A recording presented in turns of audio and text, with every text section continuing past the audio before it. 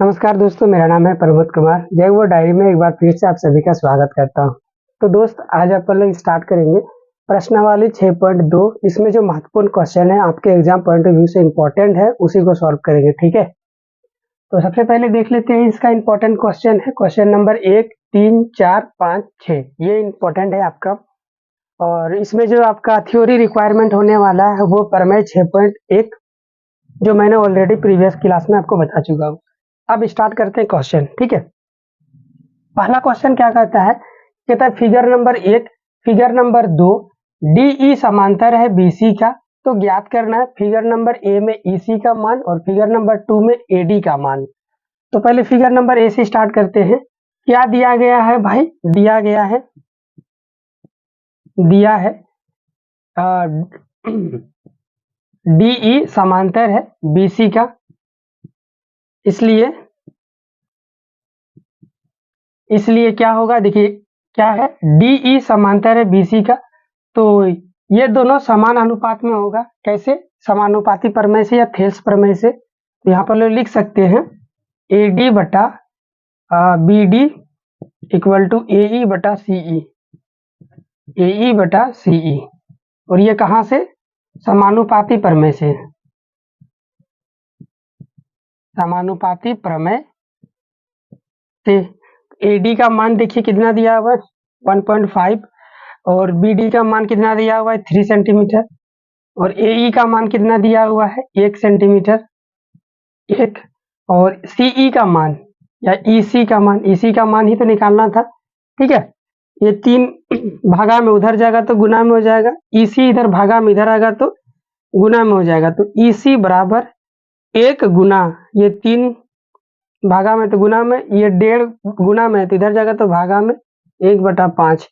ये कटेगा 1.5 दूना तो 3 हो जाएगा तो 2 सेंटीमीटर। इसी का मान कितना आ गया? 1.5 सेंटीमीटर, 2 सेंटीमीटर। ठीक है, ये कट गया। अभी आगे चलते हैं, ये फिगर नंबर 2 में तो क्या दिया है? इसमें दिया है आपका पहला नंबर पे वही चीज दिया है जो यहाँ पे था, डीई बीसी। इसलिए हम लोग जानते हैं ये क्या हो जाएगा, एडी बटा बीडी बराबर हो जाएगा एई बटा सीई। वही क्यों हो रहा है? थेल्स प्रमेय से, इसी को लिख दीजिएगा। थेल्स प्रमेय से हम लोग जानते हैं कि कोई तीसरा भुजा के समांतर खींची गई रेखा दो भुजाओं को समान अनुपात में विभाजित करती है, या समानुपाती प्रमेय बोलते हैं। ये तो हो गया एडी। बीडी का मान क्वेश्चन वाला दिया है 7.2 बराबर एई का मान दिया हुआ है 1.8 और ये है 5.4। तो ये हो गया 18 तिया 54, 3 बार में कट गया। ये गुना भागा में उधर जाएगा तो गुना हो जाएगा, तो एडी बटा बराबर 7.2 बटा 3, और ये 24 तिया 72। लेकिन एक पॉइंट तो ये था यहाँ, उसको कोई उड़ाया नहीं, तो ये 2.4 सेंटीमीटर आपका आंसर हो गया।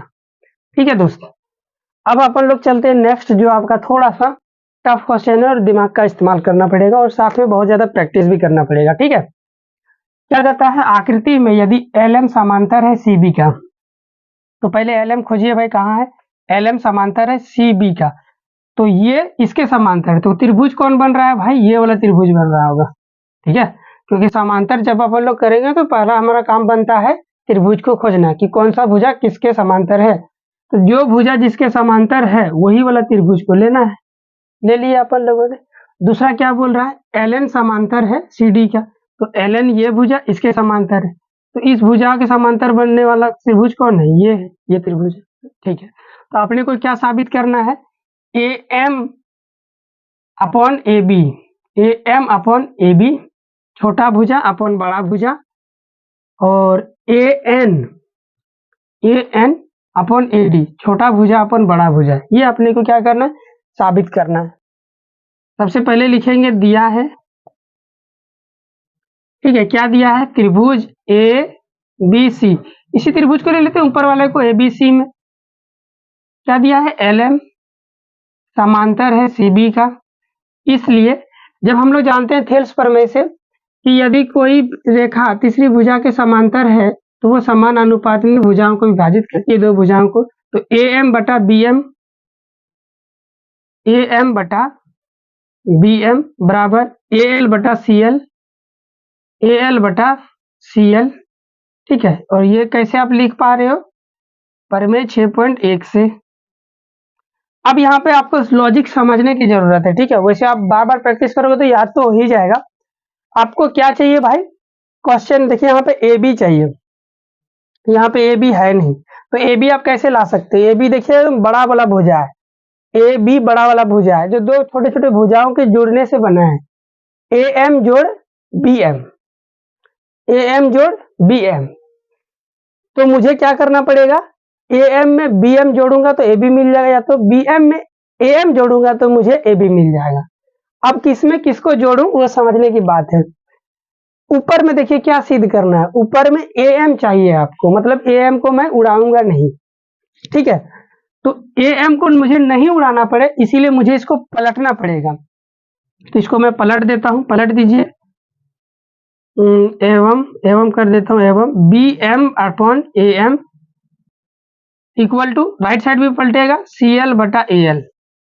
अब क्या कीजिए, दोनों साइड एक जोड़ने पर, दोनों साइड एक जोड़ने पर, ठीक है, एक जोड़िए, तो इधर जोड़ेंगे बी एम प्लस, तो sorry B M upon A M plus 1 equal to C L upon A L plus 1। ठीक है, अच्छा राइट साइड में जो चाहिए ना वो ऑटोमेटिकली आते जाएगा, अभी टेंशन नहीं लेना है आपको। राइट साइड में ए एन चाहिए ना वो अभी आएगा, अभी टेंशन मत लीजिए। अब देखिए इसके नीचे 1 है, इसके नीचे भी 1 है, एलसीएम काटेंगे तो क्या आएगा, ए एम आएगा। ठीक है, तो क्या हो गया भाई, ए एम को ए एम में भगा देंगे तो एक को बी एम से गुना करेंगे तो बी एम ही आ गया, एक को ए एम में भगा देंगे तो ए एम को 1 से गुना करेंगे तो ए एम ही मिलेगा, इक्वल टू। उसी प्रकार राइट साइड देखिए क्या चीज है, राइट साइड है आपका एलसीएम तो एसी आएगा, एसी को एसी में डिवाइड करेंगे तो 1, और 1 को सीएल से गुना करेंगे तो सीएल प्लस 1 को एसी में भागा देंगे तो एसी को 1 से गुना करेंगे तो एसी ही मिलेगा। इतना समझने में कोई दिक्कत। अब मेरे पास जगह नहीं है दोस्त, तो इसको ना मैं मिटा रहा हूं, आप चाहो तो स्क्रीनशॉट ले सकते हैं एक बार इसका। ठीक है, 1 2 3 डन। अब इसको मैं कर देता हूं यहां से इरेज।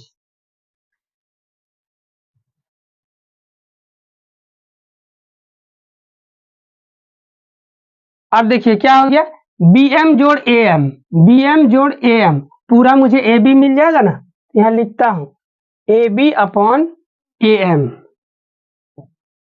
बराबर, इधर देखिए सी एल जोड़ A C, T L, sorry A C नहीं है, ए एल है, ए एल, सी एल जोड़ ए एल, पूरा क्या मिलेगा, ए सी मिलेगा। तो इधर भी क्या हो गया आपका A C upon A L, A C upon A L. देखिए अपने को क्या चाहिए था, ए एम बटा ए बी, लेकिन आपने क्या निकाल दिया, ए बी बटा ए एम। तो फिर से दोबारा पलट दीजिए इसको, तो दोबारा पलटेंगे तो ए एम बटा ए बी बराबर ए एल बटा ए सी। इसको मानिए समीकरण नंबर, समीकरण कहीं नहीं माने तो इसको मानिए समीकरण नंबर 1। ठीक है, अब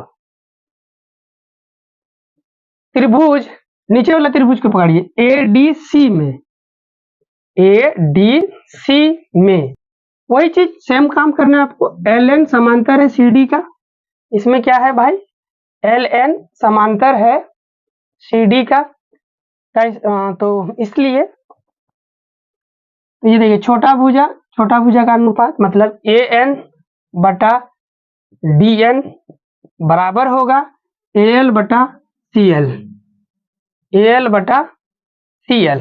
ठीक है दोस्त, और ये कहाँ से लिख पा रहे हो आप, प्रमेय 6.1 से लिख पा रहे हो।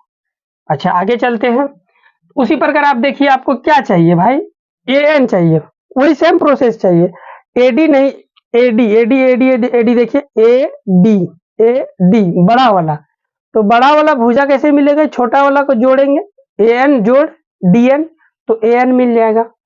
तो मुझे ए एन को जिंदा रखना है, ए एन को जिंदा रखने के लिए इसको मुझे पलटना पड़ेगा, तो पलटिए इसको, D N upon A N बराबर C L upon A L. अब एक जोड़ दीजिए दोनों पक्षों में, एक जोड़ने पर सेम काम, दोनों पक्षों में एक जोड़ने पर जोड़ने पर। ये नहीं भी लिखोगे तो भी चलेगा आपका, dn अपॉन an जोड़ 1 equal to CL upon AL जोड़ 1। एलसीएम काटिए, यहाँ 1 है, यहाँ भी 1 है, an एलसीएम आ जाएगा। an को an में भगा दीजिएगा तो एक को dn से गुना कीजिएगा तो dn, एक को an में भगा दीजिएगा तो an को 1 से गुना कीजिएगा तो an ही मिलेगा, ये प्लस में। सेम उसी प्रकार यहाँ भी आएगा AL upon CL plus AL, ठीक है। तो ये आपका आगे क्या हो गया, यहीं पे लिख देता हूँ, dn an, dn जोड़ an पूरा मिलेगा AD, तो इधर तो हो गया AD अपॉन AN बराबर इधर CL जोड़ AL, CL जोड़ AL पूरा मिलेगा AC, ये हो गया आपका AC, और नीचे क्या हो जाएगा AL। दोबारा पलट दीजिए आप इसको, तो ये हो गया AN upon AD equal to AL upon AC, ठीक है। गड़बड़ हो गया क्या कहीं, AN अपॉन AD CL, ठीक है, CL upon AL, CL upon AL AC, ठीक है, चलेगा, कोई दिक्कत नहीं है। इसको मान लीजिए समीकरण नंबर 2। अब देखिए समीकरण नंबर 1 और समीकरण 2, राइट साइड में देखिए AL बटा AC है, समीकरण नंबर 2 में भी AL बटा AC है। जब राइट साइड वाला दोनों बराबर है तो क्या लेफ्ट साइड वाला भी दोनों बराबर होगा ना, तो वही चीज यहाँ पे लिखेंगे, समीकरण 1 एवं 2 से, ठीक है, AN अपॉन या तो इसी को पहले लिख लीजिए AM अपॉन AB बराबर होगा AN अपॉन AD, और इस तरह से हमारा ये क्या हो गया, प्रूव्ड, ठीक है दोस्त। इस तरह से क्या हो गया, ये हमारा प्रूव हो गया। थोड़ा लंबा क्वेश्चन था बट कंसेप्ट इसमें आपको क्लियर हो गया, ठीक है। तो आप चाहो तो इसका स्क्रीनशॉट ले सकते हैं, एक बार स्क्रीनशॉट ले लीजिए आप। 1 2 3 डन। अभी अपन लोग नेक्स्ट क्वेश्चन की ओर मूव ऑन करते हैं। क्वेश्चन नंबर 4 कहता है आकृति में DE समांतर है, DE समांतर AC का, तो DE खोजिए कहाँ है भाई, ये DE है, AC खोजिए कहाँ है, ये है, तो मतलब ये भुजा इसके समांतर है, तो कौन सा त्रिभुज बन रहा है, ABC में। तो यहाँ पहले लिखे, अच्छा और दूसरा पढ़ लेते हैं, DF समांतर है AE का, DF ये भुजा समांतर है किसका, AE का, ये वाला, तो ये त्रिभुज बन रहा है, तो दो त्रिभुज पता चल गया। तो सिद्ध करना है BF अपॉन FE। तो पहले एक पहला त्रिभुज ले लेते हैं, उसमें समानुपाती लगा। सबसे पहले यहाँ लिखेंगे, दिया है, क्या दिया है भाई, DE AC का समांतर है, DE मतलब ये वाला DE और AC का समांतर है, ये वाला, तो त्रिभुज कौन सा बन रहा है, ABC, त्रिभुज ABC में, त्रिभुज ABC में DE समांतर है, DE समानांतर है AC का, इसीलिए प्रमेय 6.1 से BD अपॉन DA बराबर होगा BE अपॉन EC कहाँ से, प्रमेय 6.1 से। इसको समीकरण नंबर 1 बोलिएगा। हाथों का मूवमेंट देखिए कैसे चल रहा है, ठीक है। अभी दूसरा मैं बनाता हूं, अभी अब या तथा कर सकते हैं, तथा कीजिए, तथा त्रिभुज। अब आगे देखिए क्या दिया हुआ है, DF खोजिए कहाँ, देखिए DF यहाँ पे है, DF समानांतर है AE का, AE कहाँ है यहाँ पे, तो ये रहा तीसरा भुजा, तब त्रिभुज कौन बनेगा, ये वाला बनेगा। त्रिभुज क्या हो गया मेरा, DBE, ओके दोस्त।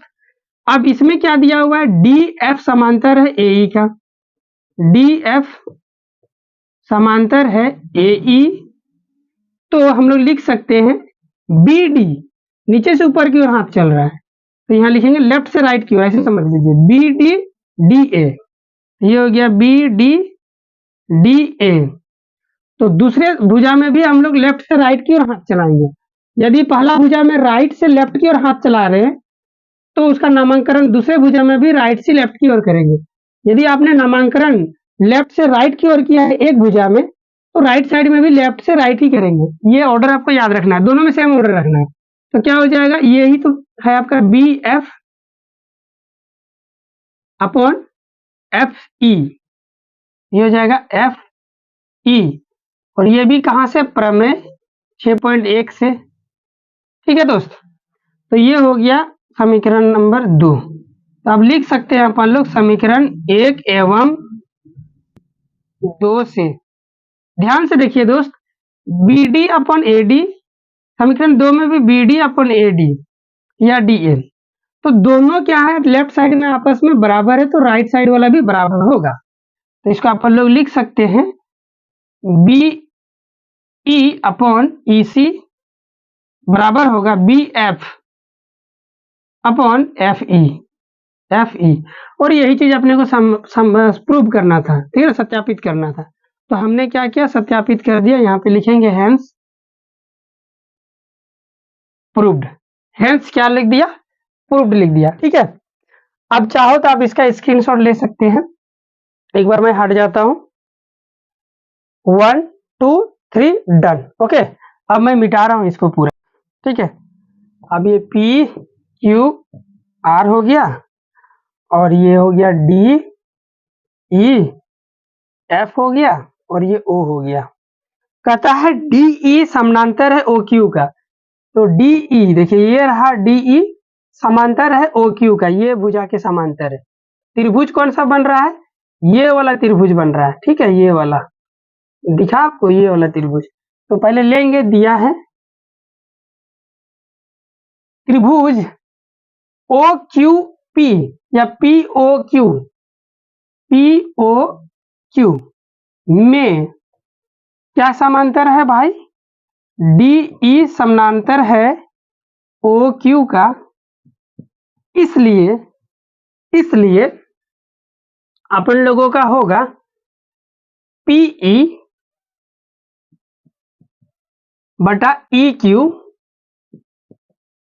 बराबर P D upon D O, P D upon D O. ठीक है, और ये कहां से, प्रमेय 6.1 से। इसको समीकरण नंबर 1। आगे चलते हैं, दूसरा क्या दिया हुआ, डी एफ समांतर है क्यू आर का। तो डी एफ खोजिए, कहां है, डी एफ ये रहा, समांतर है किसका, क्यू आर का।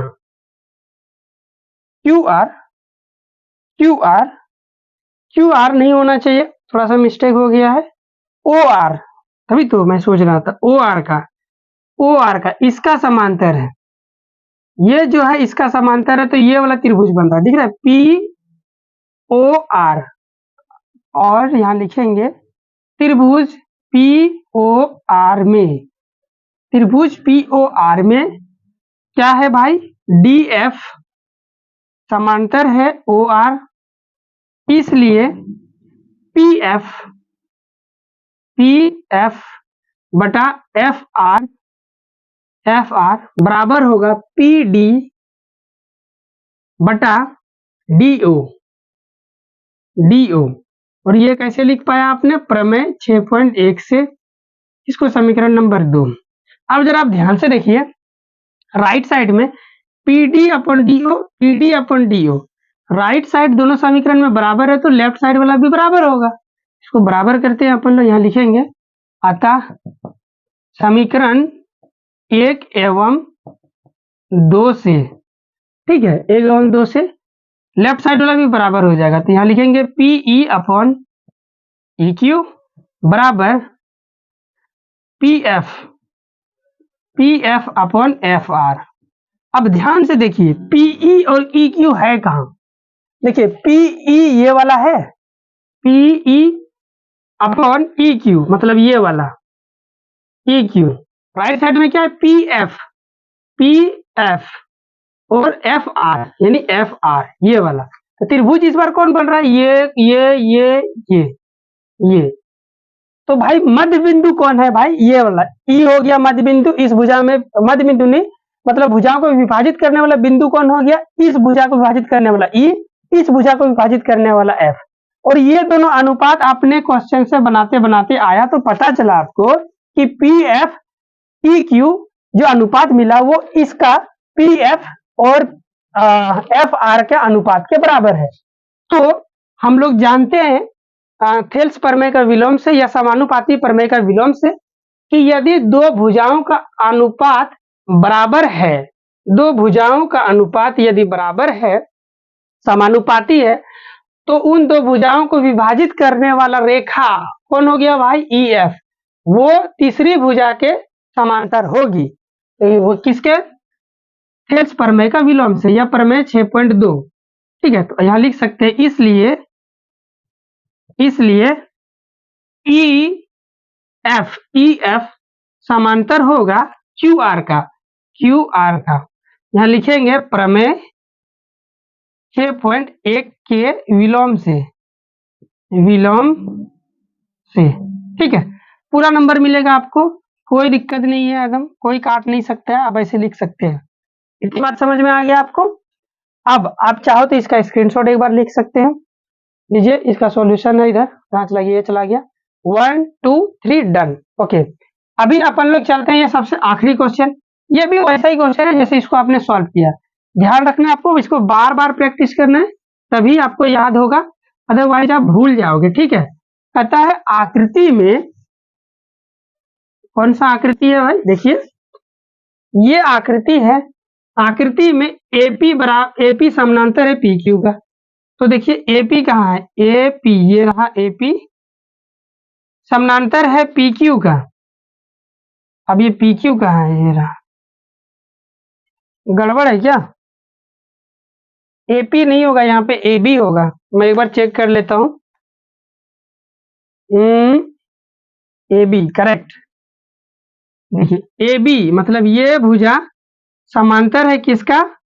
पी क्यू का। मतलब कौन सा त्रिभुज हो गया? ये वाला त्रिभुज पीओ क्यू। ठीक है, ये वाला त्रिभुज। यहाँ लिखेंगे त्रिभुज पीओ क्यू में AB समानांतर है PQ का, इसलिए ये भुजा PA/AO आपने टॉप से बॉटम चलाया, राइट हैंड, तो इधर से भी आपको टॉप से बॉटम चलाना है। क्या हो जाएगा इधर से? देखिए QB/BO, QB/BO। ठीक है दोस्त, ये हो गया।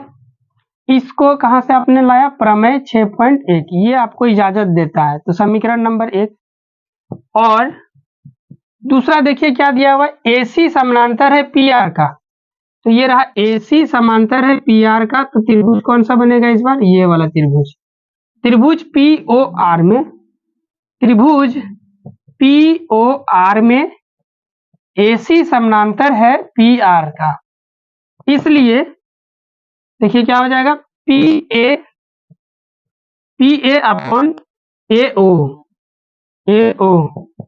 है ना जी। वर्टेक्स से इधर की ओर चलाया, हाँ, तो इधर से भी वर्टेक्स से आपको चलाना पड़ेगा। तो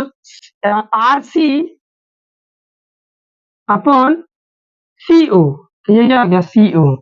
और ये भी कहां से हुआ? प्रमेय 6.1 बोले तो समीकरण नंबर 2। अब जरा ध्यान से देखिए, लेफ्ट साइड के बराबर है दोनों समीकरण में, तो राइट साइड भी राइट साइड के बराबर होगा। तो यहाँ पे लिखेंगे समीकरण 1 एवं 2 से QB/BO बराबर RC/CO। अच्छा, अब जरा ध्यान से देखिए, यहाँ पे ये है कहाँ पे? QB देखिए कहाँ पे है? QB ये रहा, और BO कहाँ रहा? ये रहा BO। मतलब इस भुजा को बिंदु B क्या कर रहा है? विभाजित कर रहा है। अगला चलते हैं, अगला रेशियो RC देखिए कहाँ है? ये रहा RC/CO। मतलब इस भुजा को विभाजित कौन कर रहा है? C। और ये जो भुजाएं का अनुपात है वो कैसा है? बराबर है। सॉल्व करते हुए आया, आपको पता चला ये दोनों भुजाएं आपस में कैसा है भाई? बराबर है। इसका मतलब इन दोनों भुजाओं को विभाजित करने वाला रेखा कौन है? BC।